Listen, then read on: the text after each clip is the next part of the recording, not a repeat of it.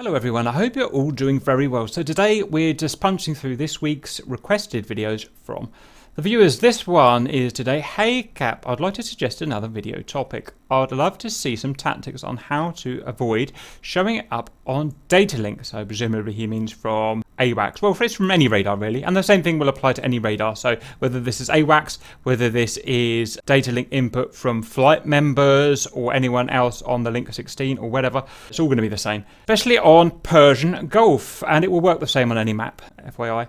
I have the feeling that the hills are badly modelled and AWACS seems to be able to just watch through them. I often see helicopters on GCI map in the Iranian mountains with our own AWACS being 200 nautical miles away, and I always wondered if this is just a DCS bug or if what else is going on. Would be nice to see some testing and stuff like this. Always thanks for your vids, have fun. Yeah, it's going to be really easy to test. I already know the answer to it. Everything works in DCS. I've tested this thoroughly before. I wouldn't be using it if none of this stuff wasn't properly modeled. Problem that's probably causing you the issues or the confusion is going to be something called Datalink latency. But anyway, let's go. It's best if I just show you. So I'm going to jump in, I'll find some boys, jump in, and we'll test it. Okay, so welcome back to the experiment. So what we've got is me. I'm going to be the evader. I'm in an F-16. Obi is our control in an F-18. He's just going to orbit and stay well within detection ability of the AWACS. We've got the AWACS up here, opposite coalition. We've got RC over here. He's in a Hornet with Datalink, just showing what the Datalink would show on the blue coalition. We're a decent distance away. We're over 100 miles away. So, ways that I can think we should be able to beat the AWACS. I think I should be able to beat it possibly in a notch. So that means flying left to right.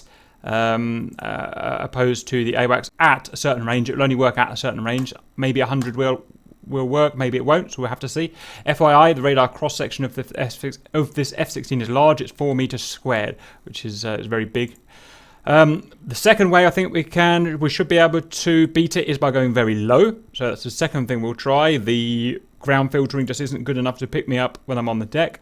And the other way is to hide behind a mountain. That's the third way. So first thing I'm going to try notching. So I want to go 290. What can you see at the moment, RC? Right now I've got you, but I've lost Obi. Oh really? Is it because it's gone cold? Yep. Wonder. Let me have a... You can see here, because Obi's gone cold and slightly flanking, then the AWACS can't see him, and that's perfectly natural. At that range, over 100 miles, the cold and the flanking just makes it very hard for this radar, which is presumably a pulse Doppler radar, to see it. So we've already beaten it already, simply because we are just too far away on our aspects, and that's how easy it is to beat an AWACS and beat the Datalink. So... He just popped up again. Yeah, just swinging back hot again. Yeah, simple as that. Okay, guys, we've already shown how easy this thing is to beat. What we need to do is make it harder now. So what I'm going to do is I'll reset the server with this guy 40 miles away instead of 100, and we'll see that we won't be able to notch him then. Right, take two. So this time we've got AWACS is here. He's only 20 odd miles away. RC's back down there. We've all got our radars off, or we're going to turn our radars off just to make sure we don't pollute these results. He can see us. So at this range, we won't be able to notch the radar because it will burn through our radar, our notch. So what I'm going to do is just prove that by going on that course there, 12130. Right, RC, I'm now notching. Confirm that I am still available on AWACS. Yep, and you were, what, Angels? I'm 12? At 12, yeah. Okay. I'll give that a few seconds just to confirm. And you are recording and fixed, aren't you? I am recording and fixed. Right, we'll just give that a few seconds just to confirm that. There's always a delay on RC's Datalink because that's just how the system works. Not a delay as such, but how can anyone say it? Like a latency? So if the AWACS loses contact, it won't disappear off the Datalink. It will keep it for a few seconds, thinking that it can regain the track, and it'll only disappear after 7 or 8 seconds. And it will start to flash on my screen. Roger. Okay, I think we'll prove that. Next, I'm going to try going low, RC. So you can notch it at range. Next, I'm going to try going low, and we'll see if we lose the track. Stand by.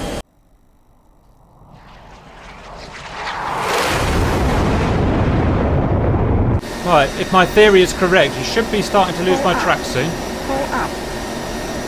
Still good. We have you at 0 Angels. Because it's going to get very hard for him to filter out the ground clutter.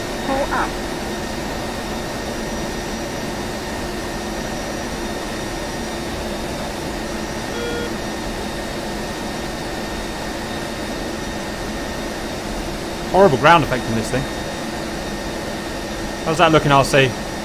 Starting to fade. Yay! So. And you're gone. Yep, so that works. I was at 20 feet. Generally accepted as below about 40 feet to beat a radar like that. Right, I need to regain. Tell me when I reappear, please.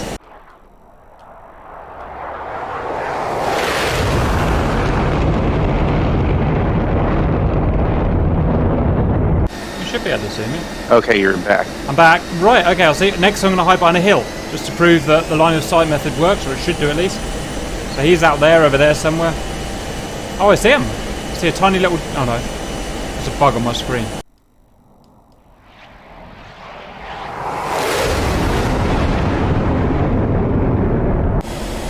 Okay, Cap's diving down.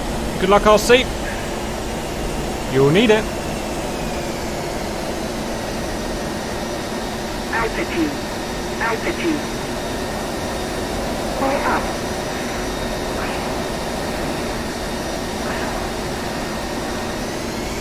Got you at Angels 1 now.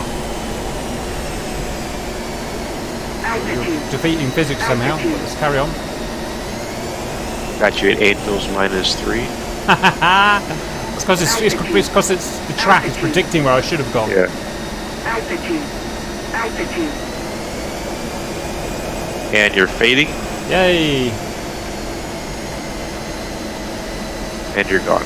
Well done, I'm going to pause it now, guys. Right, exactly as we thought. So you can notch a radar, an AWACS radar, just like any other type of radar by going basically just sideways. It doesn't even have to be particularly low, although a low helps. That you need to be a fair distance away, probably over 60 miles, I'm guessing, with a radar of that wattage. Filtering capacity. Next, you can go low. If you go below 30 feet, you can beat basically any radar, pretty much any radar on anything, anywhere. And if you go behind an object like this, you will disappear. But note the latency. What happens is when the AWACS loses contact with me, it loses contact with me.